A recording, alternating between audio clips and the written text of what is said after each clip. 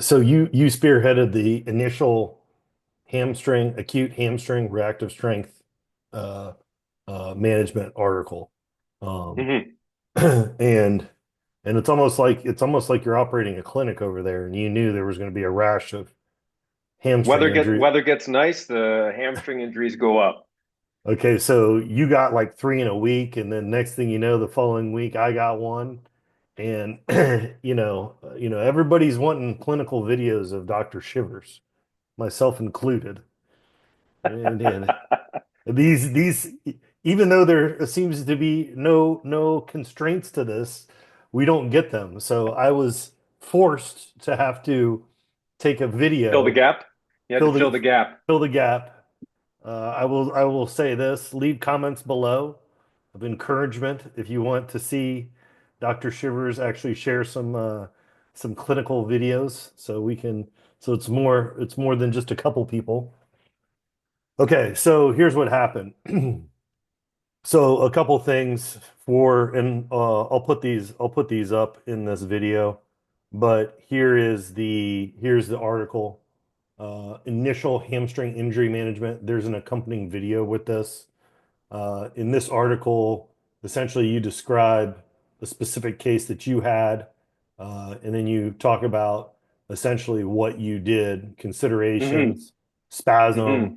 local effects, global effects. If people want to read this, you also then give us a strategy on IsoRamping, positional isometrics. I'm not going to be too harsh on you, but there was supposed to be a video that accompanied the isometric ramping.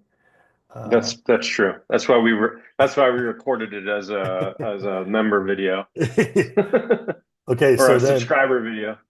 yes. Okay, so here's what happened. So essentially the strategy that you discuss in overlay in here is the exact strategy that I executed on a case.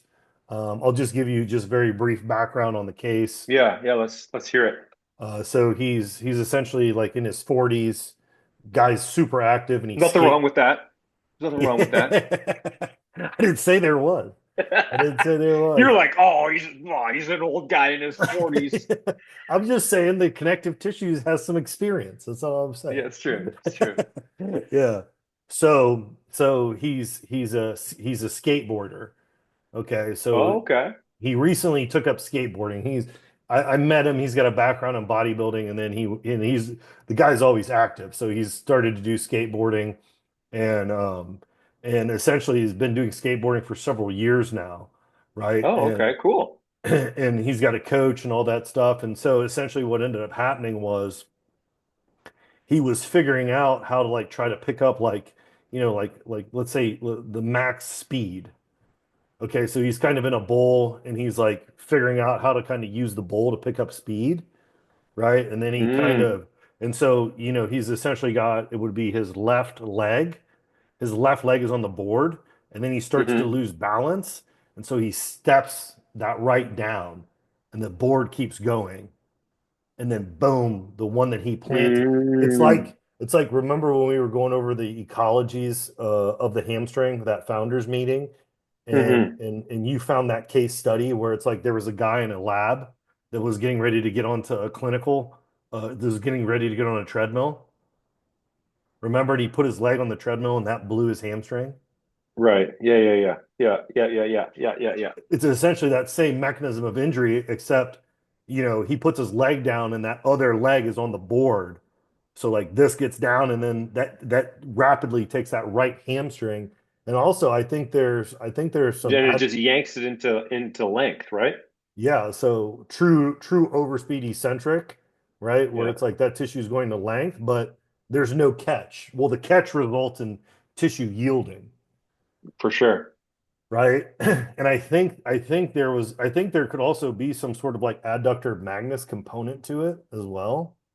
Um, Possibility. but I'm not I sure. think I think a skateboarder who, don't quote me on this, but a skateboarder who, so his left foot is on the board and then he's pushing with the right. Okay, so it's not the case. But I think if it's the other way around, you're goofy footed.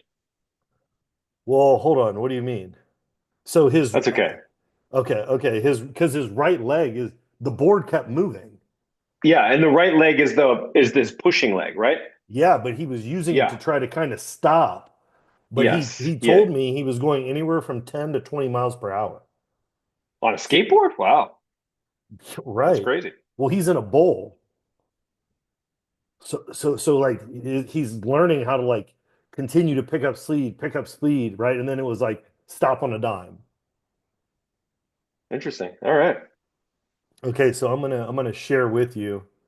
I'm gonna share with you, and this is gonna go out in another post that we have. Okay, so essentially what I'm gonna do, so you can see, like if you notice, you can see the swelling. I'm just gonna start playing the video.